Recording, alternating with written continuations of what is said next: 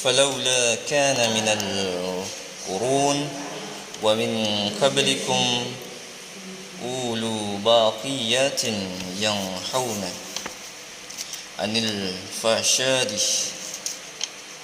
في الأرض إلا قليل. Ada orang-orang berakal yang mencegah dari perbuatan jahat di muka bumi kecuali hanya sedikit di antara mereka yang kami selamatkan. Quran Surah Al-Hud ayat 116. Di lain kesempatan Allah juga menerangkan kalau di suatu masyarakat tidak ada orang-orang yang menyuruh kebaikan dan mencegah keburukan, pasti Allah akan menurunkan kebinasaan dan cobaan secara umum bagi masyarakat itu. Seperti yang disebutkan dalam firman Allah berikut, walaula daf'ullahin nas ba'dahum bi ba'din la sadatil ard. Quran surah Al-Baqarah ayat 251.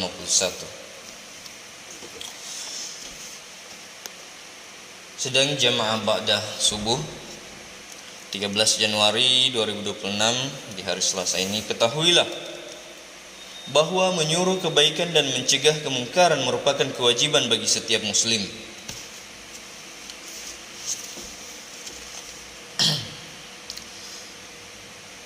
Kewajibannya seperti wajibnya melakukan salat dan berpuasa, karena perbuatan semacam itu merupakan modal yang besar bagi Islam dan salah satu sarana untuk mewujudkan kedamaian dunia, akhirat, dan kebaikan bagi umat manusia. Cara ini adalah satu-satunya cara yang dapat menciptakan kesuksesan, kedamaian, kesatuan, kesejahteraan di antara umat manusia. Karena itu tidak seorang muslim pun yang dibolehkan meninggalkan pekerjaan menyuruh orang berbuat baik dan mencegah mereka dari perbuatan jahat. Siapapun yang tidak melakukannya kelak akan ditanyai oleh Allah di hari akhir. Jadi coba kita renungkan kembali. Ketika kita berada dalam satu masyarakat, ada dua pilihan di situ. Kita mau mengajak orang untuk berbuat baik atau kita ikut dalam kejahatan. Karena Allah Subhanahu wa taala akan menanyai kita di akhirat kelak. Misalkan kamu punya anak A, anak B. Yang satu kamu ajak dalam kebaikan, berbuat baik, tiap hari berbuat baik, berfastabiqul khairat, berlomba-lomba dalam kebaikan. Kemudian yang satu mengerjakan kurang baik. Apa kurang baiknya? Yang baik misalkan dia jujur, membantu orang, membantu mamanya pergi belanja di pasar misalkan. Yang satu membantu menghabisi casnya HP-nya orang tuanya, main HP terus. Kemudian selalu berbohong. Ya tidak terlalu bagaimana bagusnya, tidak terlalu jahat juga. Dia disuruh, dia bilang sebentar pi. Tidak bilang dia mau menolak, cuma bilang sebentar pi. Sampainya sebentarnya itu sampai besoknya sebentar saja, sampai dia tidak melakukan apa-apa. 2-3 tahun seperti itu dia berkuliah dan sampai dia berkeluarga kembali, kira-kira siapa yang bakalan sukses di antara mereka berdua? Dalam logika mungkin si yang berbuat baik.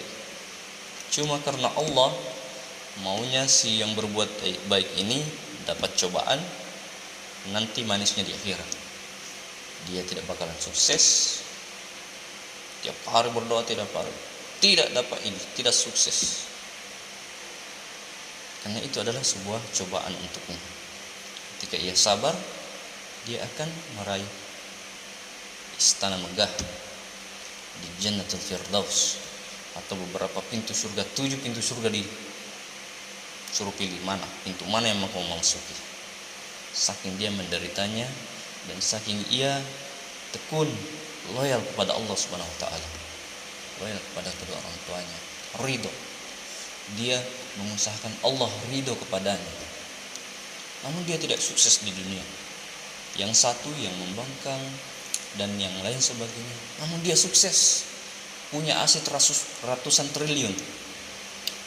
Karena dia mampu memanage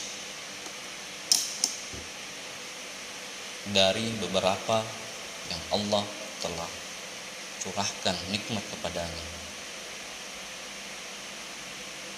Apakah dia akan sukses juga di akhirat? Belum tentu. Dalam satu hadis yang artinya menyatakan, jagalah dirimu dan keluargamu dari siksa api neraka, malah kau permainkan itu. Tapi Allah memberikan ia kenikmatan, memberikan ia segalanya di dunia, hingga ia lalai. Bersyahadat pun tidak, salat pun enggan, apalagi mau berhaji. Aset ratusan triliun, ribuan triliun dia punya aset. Dia mau bangun apapun itu dia bisa. Mau bangun perusahaan besar di suatu wilayah bisa. Dia telah menikmati surga di dunia.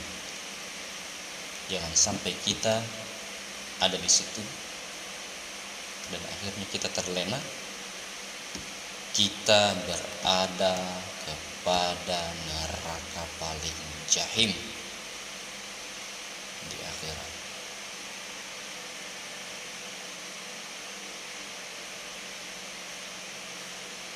Tahu Raja Mesir Fir'aun? Dia memiliki kekayaan segalanya, apapun itu dia menganggap dirinya itu Tuhan. Dia tidak menganggap itu Musa. Setelah ia mengejarnya, Nabi Musa membelah lautan, kaum Nabi Musa selamat. Selesai dari lautan, los. Kaum Fir'aun, Raja Fir'aun mengejar, Bani Israel mengejar, dan akhirnya Allah menutup kembali lautan itu hingga jadilah lautan merah. Namun jasadnya Fir'aun sampai sekarang ada, sampai detik ini pun masih ada di museum Mesir.